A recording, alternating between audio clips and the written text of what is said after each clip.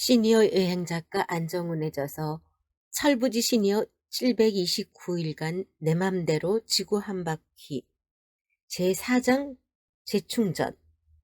어쩌다 보니 장기 투숙객이 되어 쿠바와 멕시코에서 재충전하다를 읽어드립니다. 공산국가에서 여권을 분실했지만 진짜 여행이 시작되다.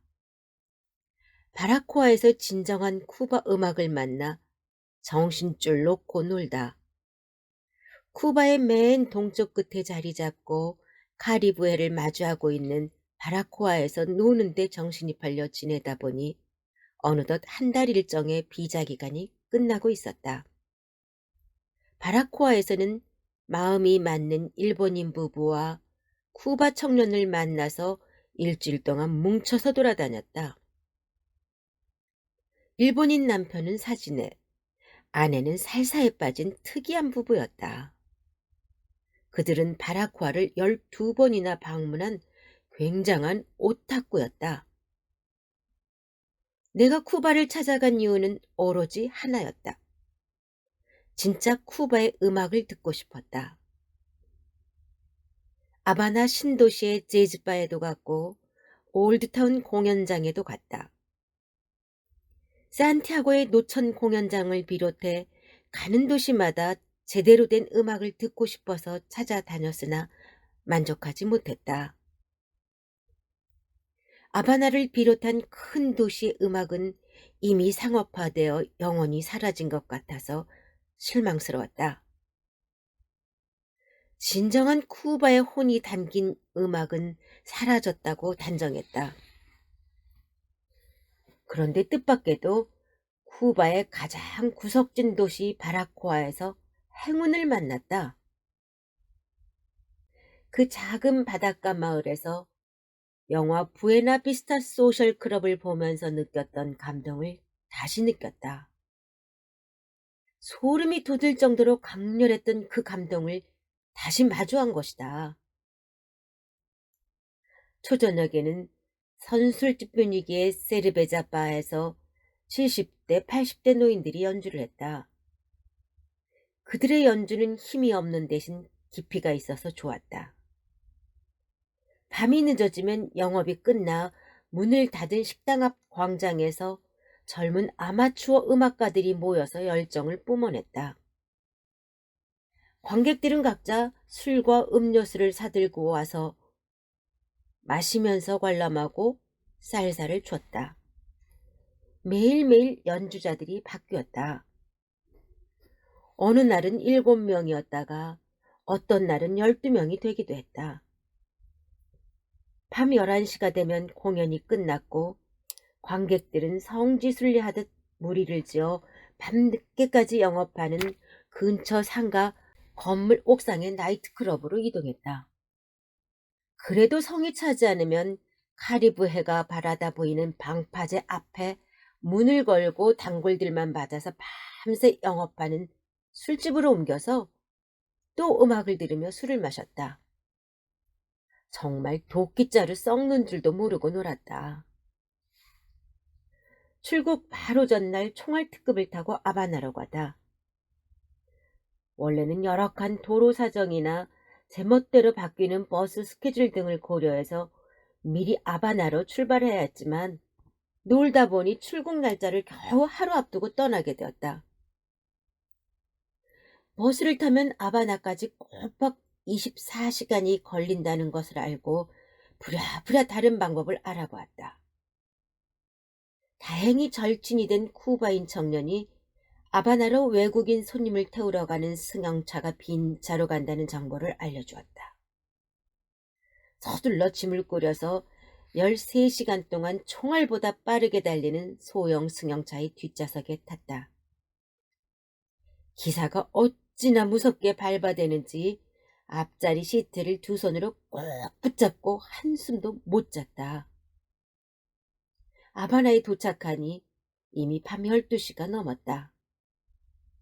일단 도착해 전에 묵었던 카피톨리아 뒤편의 여행자 거리로 갔다. 이곳은 한국인 여행자들이 많이 가는 도미토리 카사들이 모여 있었고 개인실 카사도 많았다. 카사는 집을 뜻하는 스페인어이다. 쿠바 정부는 관광을 개방하면서 부족한 숙박시설 문제를 해결하는 동시에 주민들의 수입을 올릴 수 있도록 개인 지배 방을 개조해서 세금을 내고 영업하게 하는 정책을 시행하고 있었다. 물론 비싼 호텔도 있지만 대부분의 여행자들은 카사를 이용했다. 하루 숙박에 25달러를 받도록 요금이 정해져 있었지만 비수기에는 10달러에서 15달러 정도로 깎아서 묵을 수도 있었다. 카사 주인들은 방값을 할인하는 대신 아침 식사로 5달러 정도 받아서 추가 수입을 올렸다. 하필이면 공산국가 쿠바에서 난생 처음 여권을 잃어버리다. 아바나에서 숙소를 정하고 나니 갑자기 시장기가 몰려왔다. 장시간 차를 타고 오느라 저녁을 먹지 못해서 배가 몹시 고팠다. 방에다 가방을 내려놓자마자 야식을 사 먹기 위해 숙소를 나왔다. 전에 올드타운 거리에 열흘 정도 묵었기 때문에 낯설지 않았다. 쿠바의 다른 지역은 밤이 되면 깜깜해지지만 이곳은 아바나 중심지의 서민 동네여서 새벽까지 가게들이 영업을 하고 사람들도 많았다. 근처에 있는 공원은 와이파이 존이라서 선불 카드를 구입해서 인터넷을 하는 사람들로 24시간 붐볐다. 길에는 경찰과 군인들이 4, 5, 6명이 한조가 되어 거의 20m 간격으로 지키고 있어서 안전했다.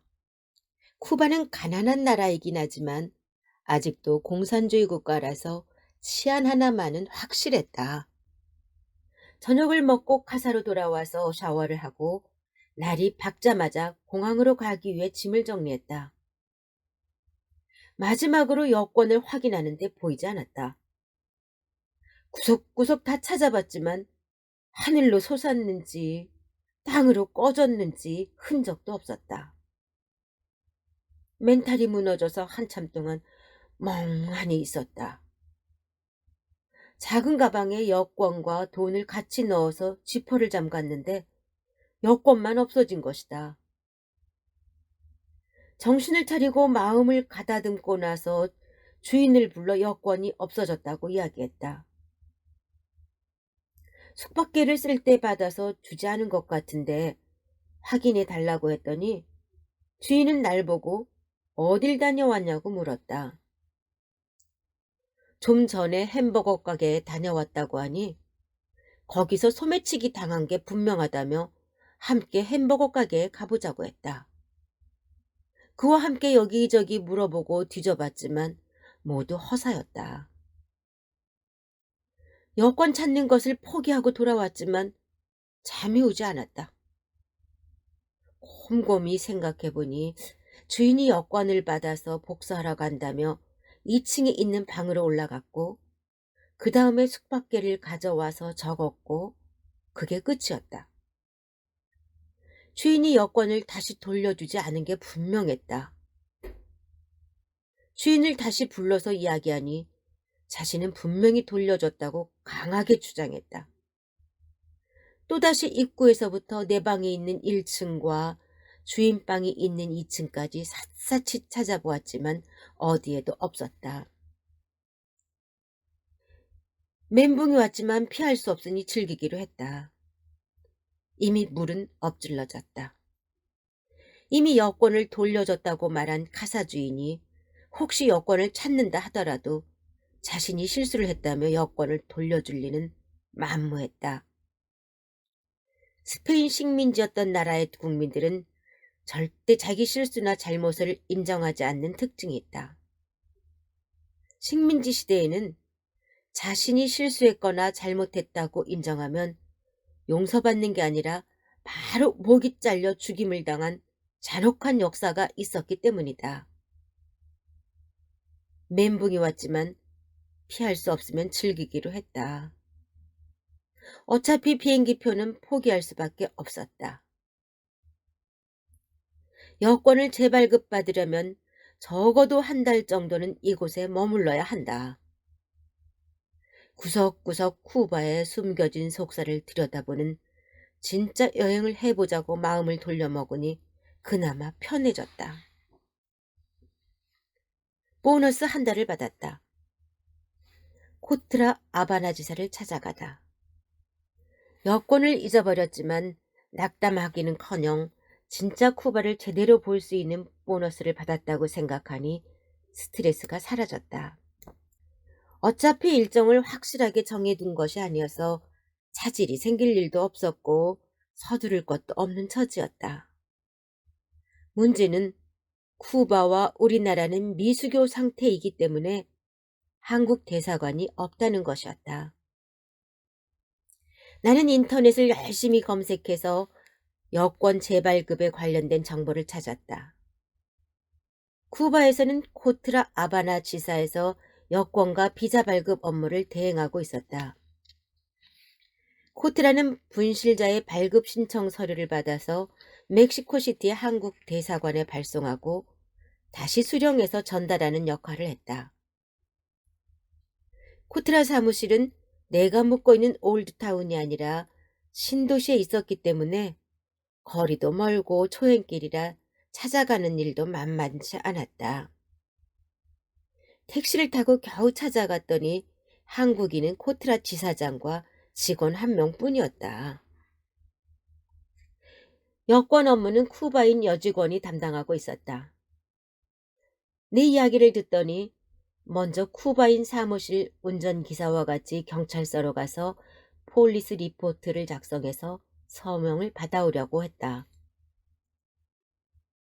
폴리스 리포트를 발급받고 정식 여권을 신청하다. 경찰서에서는 분실이냐 도난이냐를 따졌다. 분실이면 바로 발급해주지만 도난이라고 하면 현장 조사와 확인이 필요해서 시간이 오래 걸린다고 했다. 나는 미리 쿠바인 운전기사의 설명을 들었기에 분실했다고 대답했더니 경찰관이 바로 폴리스 리포트에 사인해서 줬다. 두 부를 주면서 한 부는 코트라에 제출하고 한 부는 항상 휴대하고 다니라고 했다. 폴리스 리포트는 쿠바에 체류하는 동안 비자를 대신하는 신분 증명서였다. 코트라 사무실에 근무하는 쿠바인 여직원은 내게 임시 여권을 신청하라고 했다. 나는 여행을 계속해 5대양 6대주를 밟겠노라고 이미 마음을 정한 상태였기 때문에 정식 여권을 발급해달라고 요구했다. 그런데 이 직원은 여태까지 정식 여권을 발급해본 경험이 없었다. 임시 여권의 경우 멕시코 주재 한국 대사관에 신청 서류를 보내면 바로 발급해서 보내주기 때문에 열흘이면 DHL 특성으로 받을 수 있다고 하면서 임시 여권을 받으라고 했다.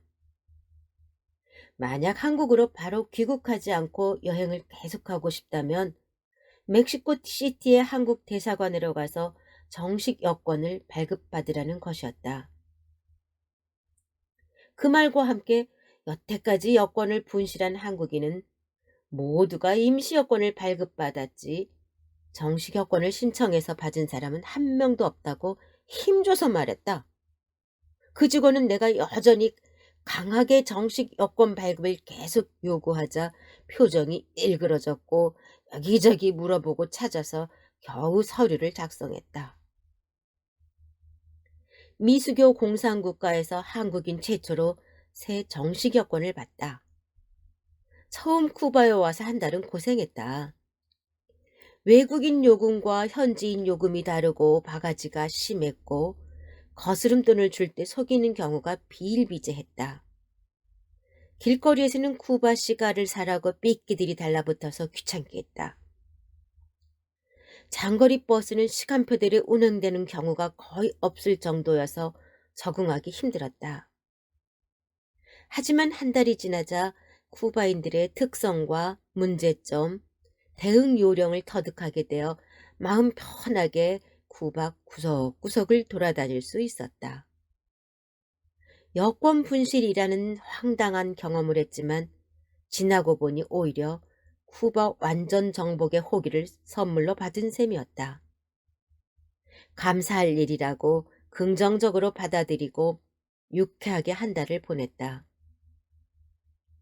여권을 기다리는 기간 중에 여러 차례 코트라 사무실로 확인 전화를 했다. 말이 통하는 한국인 직원에게 물어봤지만 쿠바인 직원에게 여권 발급 업무를 전적으로 맡기고 있어서 별로 속 시원한 답변을 해주지 못했다. 한국인 직원은 그냥 기다리라는 말만 되풀이했다. 내가 DHL 사이트에 들어가 확인해 보니 쿠바에 도착했다는데 아직 안 왔느냐고 묻자 어디 있는지 모르겠어요. 쿠바는 원래 그렇습니다. 여기는 쿠바라는 걸 이해해 주세요. 라는 답변만 할 뿐이었다. 스페인 주재 한국 대사관에 갔을 때 자상한 중년 여직원의 친절에 눈물이 날 정도로 감동했는데 쿠바의 코트라지사 한국인 직원은 달라도 너무 달라서 서운하기까지 했다. 그냥 기다릴 수밖에 없었다. 시간이 흘러 드디어 4주 만에 새 여권을 받았다. 미수교 공산국가인 쿠바에서 한국인 최초로 정식 여권을 받는 기록을 세웠다. 여권을 받자마자 항공사 티켓 판매소에 찾아가 다음 날 멕시코 칸쿤으로 가는 비행기표를 예매했다. 출발이 코앞이니 당연히 비싼 표를 구입할 수밖에 없었다. 장대비를 맞으며 춤을 추다. 여권을 분실하면서 시간과 돈의 손해뿐만 아니라 정신적 고통도 컸지만 한 달 더 쿠바에서 지내다 보니 이곳을 떠나기 아쉬웠다. 어느새 쿠바의 매력에 빠져 정이 든 것 같다. 다시 가고 싶은 곳이다. 나태주 시인의 시 들꽃의 한 구절이 쿠바에 딱 들어맞았다. 자세히 보아야 이쁘다. 오래 보아야 사랑스럽다. 너도 그렇다. 새 여권이 나오기를 기다릴 때 찾아갔던 산티아고 데 쿠바는 태풍권에 들어서 여행 내내 비가 내렸다. 태풍이 물려와 쿠바의 방파제 같은 역할을 하는 푸에르토리코는 박살이 났고 쿠바 동쪽도 피해가 컸다. 이곳 가사주의는 낭만적인 화가였다. 두 번째 날 오후에도 비가 억수같이 내렸다. 자기 어머니를 보내서 나를 방에서 불러냈다. 아래층 식당에서 그의 친구인 카페 사장과 미국인 여성 게스트 1명, 나까지 4명이 낮술 파티를 시작했다. 약간 시큼하면서 쌉싸름한 쿠바 맥주의 빈병들이 쌓였고 럼주도 등장하더니 나중에는 맥주를 박스로 주문해서 마셨다. 우리는 다들 취했고 장대비가 내리는 마당으로 나가서 춤을 췄다. 남자 3명이 억수처럼 쏟아지는 비를 맞으며 춤을 추고 웃고 떠들었다. 미국인 여성 게스트는 사진 찍기에 바빴다. 그 순간 참 행복했다. 가슴에 쌓였던 모든 응어리들이 다 씻겨 내려가는 것 같았다. 일상과 확실하게 결별했다. 장대비를 맞으며 춤추는 게 이렇게 만난 거구나. 내 인생에서 이렇게 미치도록 기쁜 날이 또 올까? 스페인어를 배우며 멕시코에 오래 머물다. 선입견 때문에 겁먹다. 쿠바에서 가장 가까운 멕시코 동쪽 유카탄 반도에 있는 세계적 휴양도시 칸쿤으로 올 때만 해도 멕시코에 장기간 머물 것이라는 생각은 전혀 하지 않았다. 원래 계획은 칸쿤에서 산크리스토발 데 라스카사스로 가서 육로로 과테말라로 건너가 중미 국가를 종단한 후에 남미 여행을 할 계획이었다.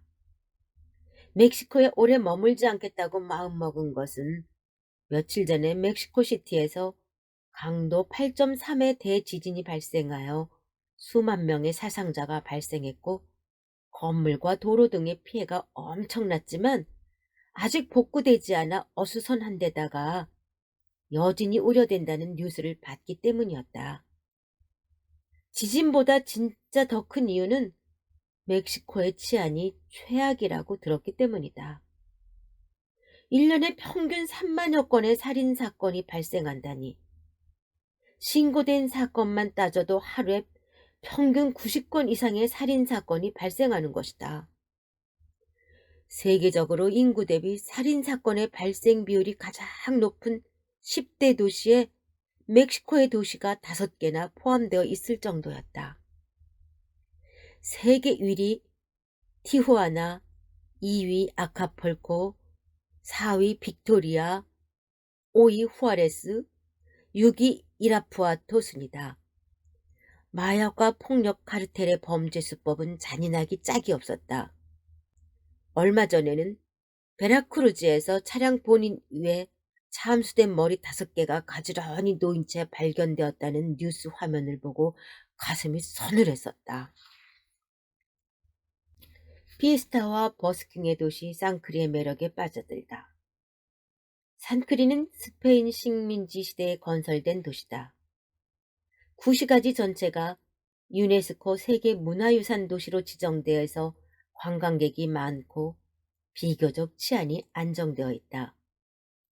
해발 2200m 고산지대 분지에 자리 잡고 있어서 1년 내내 크게 춥지도 덥지도 않고 날씨가 좋다. 언제나 하늘이 깨끗하고 밤에는 별이 총총한 아름다운 도시다. 미세먼지가 뭔지 모르고 사는 동네다. 주변 고산지대에는 원주민들이 많이 살아서 멕시코에서도 가장 가난한 지역이다. 식료품 가격이 다른 도시의 절반 정도밖에 되지 않고 다른 물가도 멕시코의 다른 도시보다 훨씬 저렴하다. 시내 중심지인 소칼로 광장을 중심으로 식민지 시대의 건물들과 돌이 깔린 좁고 오래된 길들이 온전히 보존되어 있다. 광장에서는 우리나라 50년대에나 볼 수 있었던 구두닦이들이 한가롭게 잡담을 나누며 손님을 기다리고 있는 풍경이 인상적이었다. 동네 축제인 바랑가이 피에스타가 자주 열려 여행자들의 발길을 잡아 끌었다. 밤에는 시내 곳곳에서 버스킹이 펼쳐졌다. 내가 가장 좋아했던 버스킹은 5명의 외국인들로 구성된 타악기 팀의 공연이었다. 이 팀은 매일 장소를 바꿔서 공연했는데 나는 어슬렁거리며 다니다가 거리 어디선가 찾아내서 감상하곤 했다. 이국에서 한밤중에 울려 퍼지는 북소리는 여행자의 지친 영혼과 육체를 일깨워줬다. 멕시코에서 가장 유명한 산크리 망자의 날 행사. 산크리는 11월 1일 망자의 날 행사가 전국적으로 유명해서 외국인은 물론 수많은 현지인 관광객들도 몰려와 모든 숙소가 동이 날 정도였다. 망자의 날은 죽은 자를 기리는 멕시코 전통 축제 하나로 매년 10월 31일부터 11월 2일까지 열린다. 고대 아즈텍 사람들은 죽은 자의 영혼이 1년 중에 단 한 번 11월 초에만 살았던 집에서 머물 수 있다고 생각했다. 이러한 전통이 스페인 정복 후에 기독교의 만성절과 결합되어 망자의 날로 자리 잡았다. 이날에는 꽃과 촛불로 장식한 특별한 제단을 마련해 기도하고 춤추고 노래한다. 제단에는 죽은 이의 사진과 기독교 성인들의 그림, 특별히 준비한 죽은 자의 빵 등 여러 가지 음식을 올린다. 사람들은 해골 분장을 하고 축제를 여는데 칼라베라라는 해골 모양의 초콜릿이나 사탕을 교환하면서 무덤으로 가서 죽은 이를 기린다.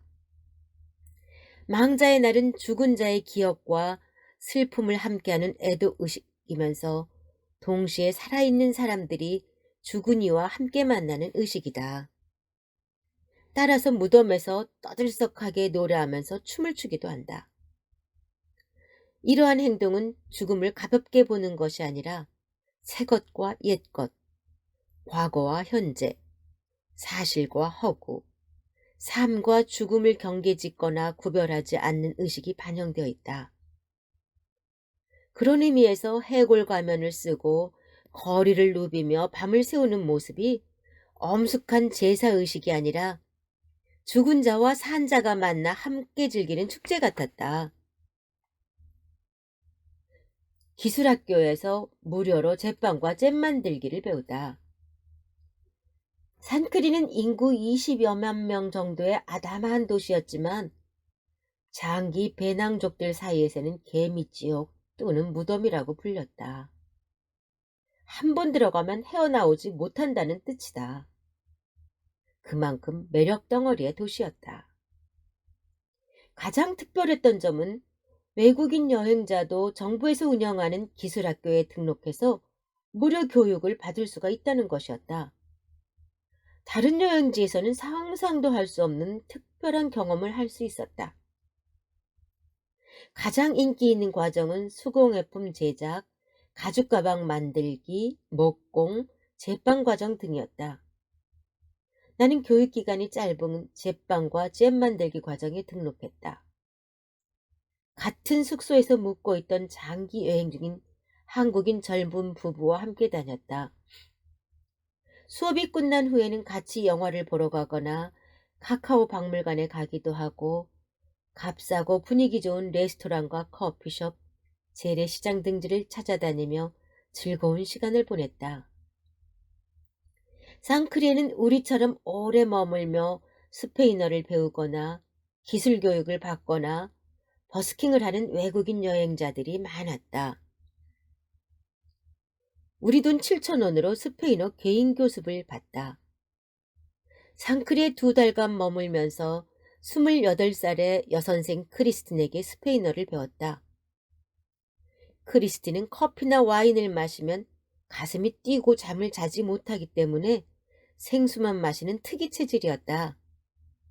게다가 육류는 전혀 먹지 않는 철저한 채식주의자였다. 매우 섬세하고 예민한 스타일이었지만 수업을 얼마나 진지하고 열심히 하는지 감탄할 정도였다.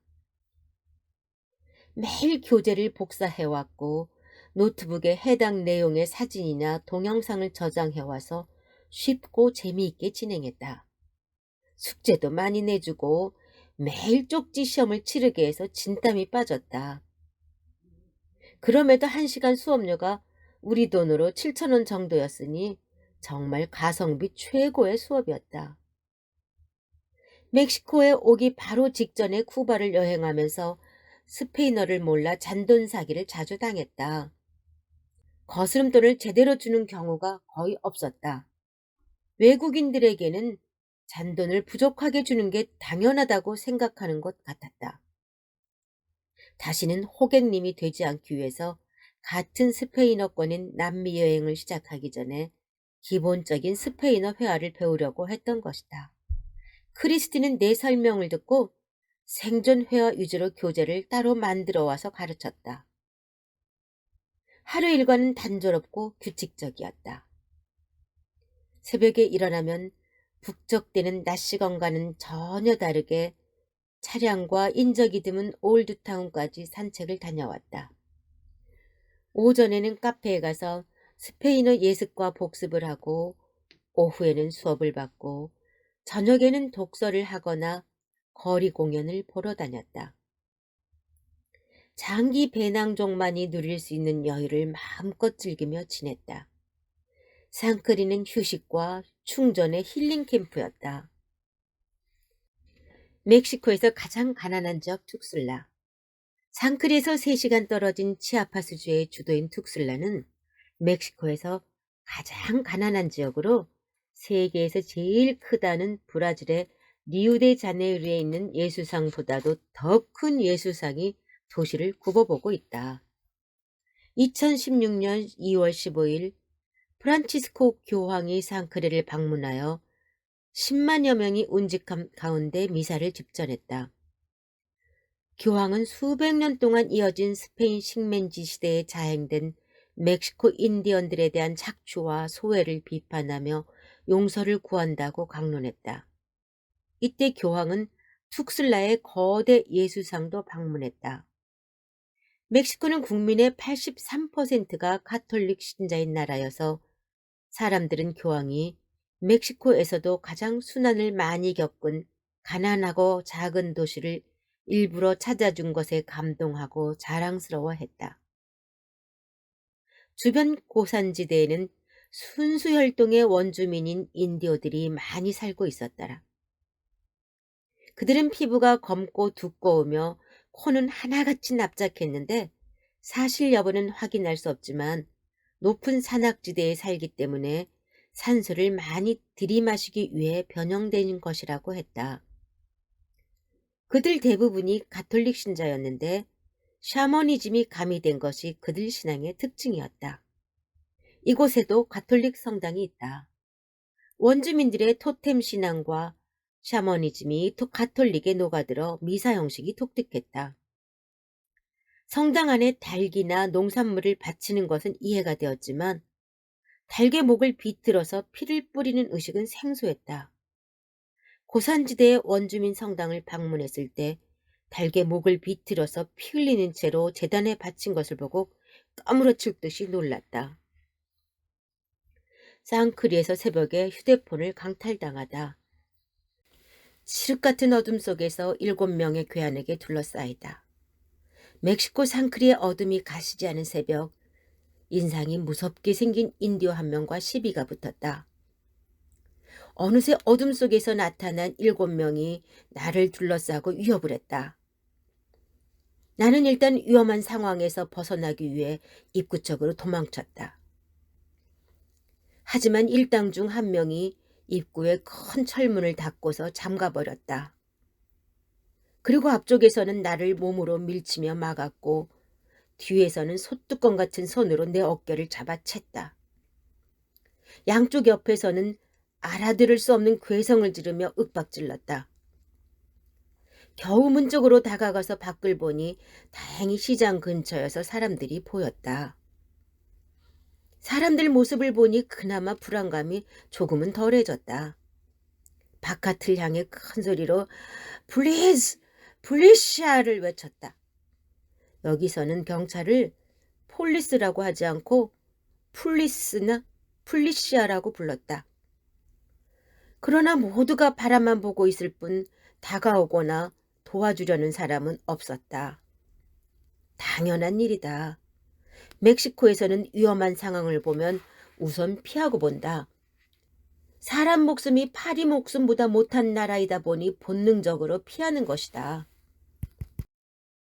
나는 몸을 돌려 주머니에서 휴대폰을 꺼내서 불량배들을 찍으려고 했다.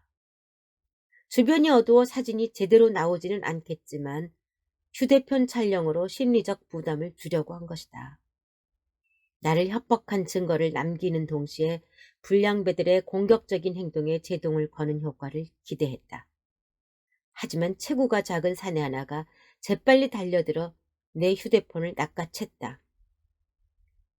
휴대폰은 땅바닥에 떨어졌고 배터리 덮개가 벗겨지면서 튕겨나갔다. 가능하면 흥분을 가라앉히도록 유도해야 하는데 오히려 그들을 더 격앙시킨 것 같았다. 분위기를 진정시키기 위해 그들이 뭐라고 하든 아무 대꾸도 하지 않았다. 불량배들도 밖에 있는 사람들을 의식했는지 차츰 목소리가 낮아지고 주먹 쥔 손도 내려갔다. 신고하러 경찰서에 갔다가 개털 취급을 받다. 때마침 문 앞에 택시 한 대가 멈춰서더니 짐을 가득하는 인디오 할머니가 내려서 철문을 열어달라고 했다. 문이 열리자마자 나는 재빨리 빠져나가서 택시에 올라탔다. 택시기사에게 경찰서로 가자고 했다. 경찰서에 도착하니 입구에서 2명의 근무자가 용건을 물었다. 나는 영어로 상황을 설명했는데 그 경찰들은 내 말을 다 알아듣지는 못했지만 대강 상황을 이해한 것 같았다. 그들은 그런 사건은 지방 경찰서로 가서 신고하라고 말하고는 자기들끼리 간식을 먹으며 농담 따먹기를 계속했다. 다시 택시를 잡아타고 물어물어 지방경찰서를 찾아갔다. 지방경찰서는 지방법원 건물에 같이 있었다. 낡은 2층짜리 건물에는 경비원도 없었다. 한참 동안 구석구석을 휘젓고 다니며 사람을 찾았다. 한참 지나서 부스스한 머리에 졸린 눈을 비비며 노인 하나가 슬리퍼를 끌며 나왔다. 오늘은 일요일이라 근무를 안 한다고 했다. 게다가 당직자도 늦게 나온다면서 바로 길 건너편에 있는 군 헌병대로 가보라고 했다. 여기서도 개털 취급이었다. 정말 빌어먹을 노릇이었다. 헌병대 사무실은 넓은 마당을 지나 한쪽 구석에 있었다. 아마도 시내 파견대인 것 같았다. 창문 안으로 전등이 켜진 사무실 내부가 그대로 들여다 보였다. 그런데 건물 안에는 사람이 아무도 없었다. 도대체 군부대라는 곳을 이렇게 무방비 상태로 놔둬도 되는지 의아했다. 맞은편에 담장이 높게 쳐진 군부대 초소가 보였다. 길을 건너가 초병에게 물어보니 일요일이라 근무를 안 하는 것 같다고 심드렁하게 대답했다. 오늘은 가는 데마다 동네 똥강아지 취급을 받는 느낌이 들었다. 헛발질만 하고 있는 내 모습이 한심했다. 날은 훤히 밝았고 무엇을 어떻게 해야 할지 갈피를 잡을 수가 없었다. 갑자기 배가 고팠다. 에라 모르겠다. 아침이나 먹고 보자. 일찍 문을 연 가게를 찾아가서 빵과 우유를 사서 먹으며 머릿속으로 상황을 정리했다. 그래, 위험한 나라에서 몸은 안 다쳤으니 그나마 다행이지. 날이 밝았으니 다시 현장으로 돌아가서 휴대폰이나 돌려받고 마무리를 해야겠다. 처음에는 괘씸한 생각에 경찰에 신고하고 변호사를 선임해서라도 처벌을 받게 하려고 했지만 초장부터 곳곳에서 암초와 지뢰밭을 만나 헛발질만 하고 있는 내 모습이 한심했다. 바보 같은 짓은 그만두기로 했다. 시간과 돈만 허비하고 마음고생만 할 게 뻔히 보였기 때문이었다. 택시를 잡아타고 다시 사고 현장으로 되돌아갔다. 어두운 새벽과는 달리 사람들이 많이 있었다. 무조건 안으로 들어갔다. 그곳은 치아파스주의 인디어 원주민 마을로 가는 합승 택시 차고지였다. 인디오들은 새벽에 고산지대에서 재배한 채소와 과일 등을 가지고 와서 팔아 그 돈으로 생필품을 구입해서 집으로 돌아가는데 인디오들이 4명이 모이면 합승 택시가 출발했다. 나는 대합실 입구에 앉아서 인디오들의 행색과 행동을 구경하며 주변 분위기를 살폈다. 아까 나를 위협했던 녀석들은 합승 택시 운전기사들인 것 같았다. 그들은 나를 흘끗흘끗 보면서 지나가거나 자기들끼리 낄낄거리며 잡담을 나눴다. 나를 의식하면서도 의도적으로 무시하고 있었다. 나는 그중에 새벽에 봤던 한 명에게 휴대폰을 돌려달라고 했지만 그는 자신은 모르는 일이라면서 어깨를 으쓱하며 가버렸다. 나로서는 뾰족한 수가 없으니 마냥 앉아있을 수밖에 없었다. 까칠한 성격이 상황을 악화시켰다. 사건의 전말은 이렇다. 나는 평소처럼 새벽에 일찍 일어나 산책을 나섰다. 이날은 시간이 좀 일러서 멀리까지 걸어봐야겠다고 마음먹고 도시 북쪽에 있는 산토도밍고 성당과 재래시장 끝을 지나 처음 가보는 먼 지역까지 가게 됐다. 화장실을 가려고 찾으니 마침 정류장인지 넓은 공터와 낡은 택시들이 보였다. 이곳에는 화장실이 있을 것 같아서 안으로 들어가 보니 희미한 등이 켜져 있는 낡고 작은 가건물이 보였다. 볼일을 마치고 나오는데 어둠 속에서 수염이 텁수룩하고 험상궂게 생긴 원주민 사내가 나타나 사용료를 내라고 했다. 얼마냐고 물었더니 30페소를 내라고 했다. 완전 호구를 잡으려고 작정한 것 같았다. 멕시코에서는 어디서나 화장실 사용료를 받기는 하지만 가장 비싼 곳의 요금이 5페소였다. 상크리 같은 시골은 3, 4페소 정도를 받는다는 것을 이미 알고 있어서 어이가 없었다. 내가 5페소를 주겠다고 하니 안 된다면서 30페소를 내라고 했다. 내가 10페소를 줬더니 동전을 땅바닥에 집어던졌다. 나도 순간 화가 치밀어 절대로 30페소를 줄 수 없다고 맞섰다. 한참 시비가 벌어지고 있는데 하나같이 현상수배범 같은 인상의 현지인들이 어둠 속에서 하나 둘씩 나타나서 나를 둘러싸고 돈을 내라고 합세하여 위협을 가했다. 패거리가 많아지니 분위기가 더 험악해졌다. 나중에 알아보니 그 화장실은 승객들이 사용하는 재래식 화장실이었고 요금도 받지 않는 곳이었다. 갑작스럽게 벌어진 일이었지만 이건 아니다라는 생각이 들었다. 그들의 행동은 날강도 같은 짓이었다. 절대 굴복하지 않기로 했다. 결과적으로 나의 까칠한 성격이 상황을 악화시킨 것이었다. 택시회사 사장과 영화하는 여대생을 만나다. 지친 상태로 이런저런 생각에 빠져 있는데 노인 한 분이 대합실 쪽으로 걸어왔다. 운전기사들이 그에게로 다가가 인사를 했다.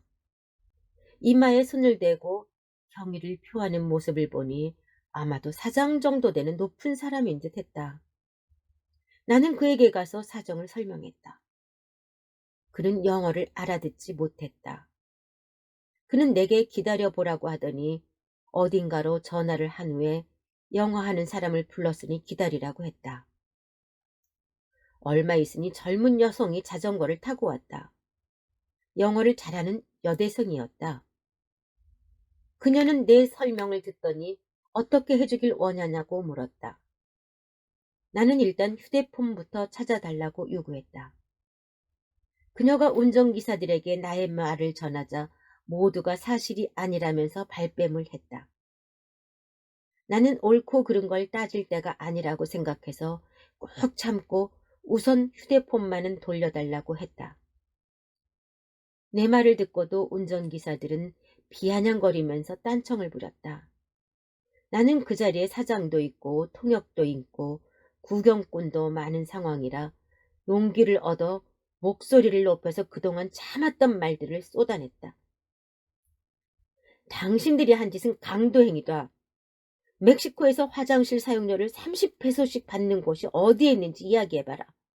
게다가 저 화장실은 무료이던데 어떻게 30페소를 내놓으라고 터무니없는 요구를 할 수 있느냐. 인적 없는 어두운 새벽에 7명이 둘러싸고 사람을 위협해서 공포에 떨게 했고 휴대폰을 강탈했다. 평화의 도시, 관광의 도시, 상크리에서 외국인을 상대로 협박과 강도짓을 한 것이다. 경찰을 불러달라. 이대로 넘길 수 없다. 옆에 있던 여대생이 내 이야기를 통역해 주었다. 그러자 사장이 나서서 내게 진정하라고 하면서 몰려있던 사람들에게 나무라는 어투로 누가 가져갔는지 확인했다. 휴대폰을 가져간 사람은 여기 없고 다른 곳에 있다고 했다.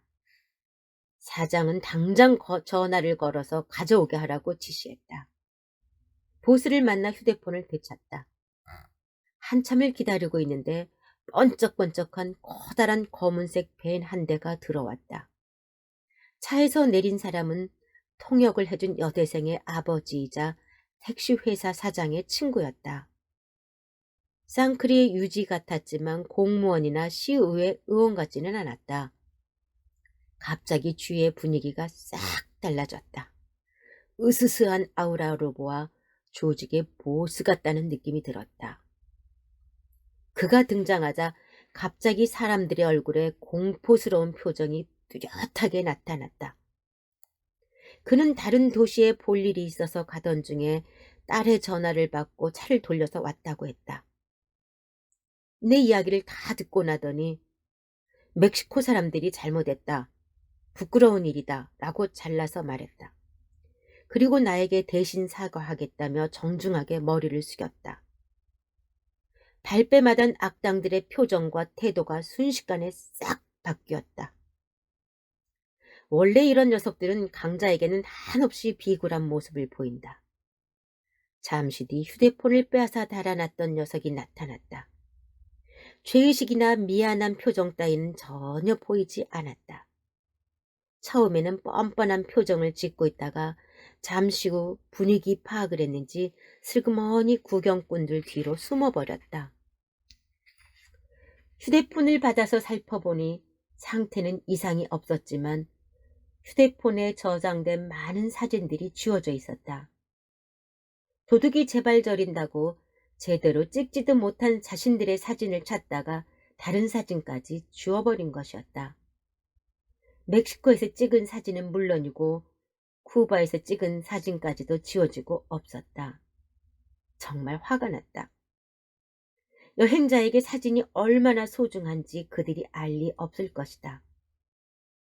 우라가 치밀었지만 내 몸을 다친 것도 아니고 휴대폰도 다시 찾았으니 이 정도에서 마무리하는 게 좋겠다고 마음을 정리했다.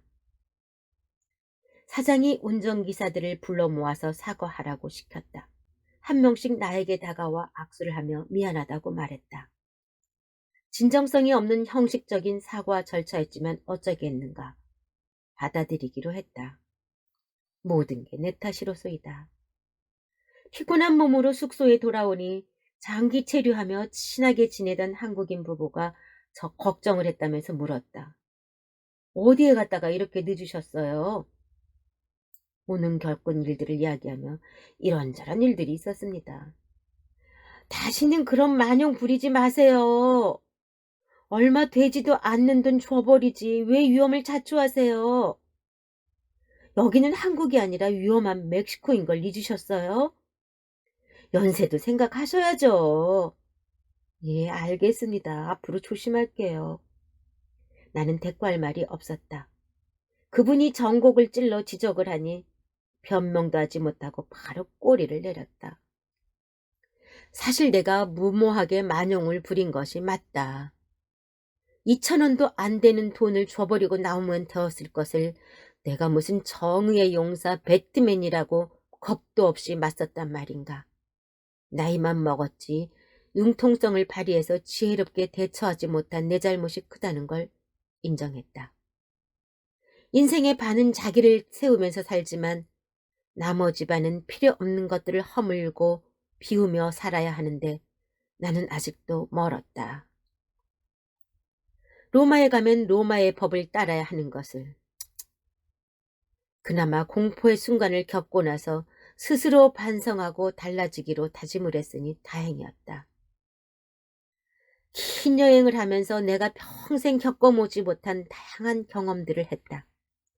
낯선 땅에서 생소한 사람들을 만나 상상도 못했던 일들을 당하면서 내가 얼마나 미미한 존재이고 어리석고 약한 인간인지를 새삼 깨달았다. 그래도 모든 걸 좋게 받아들이기로 했다.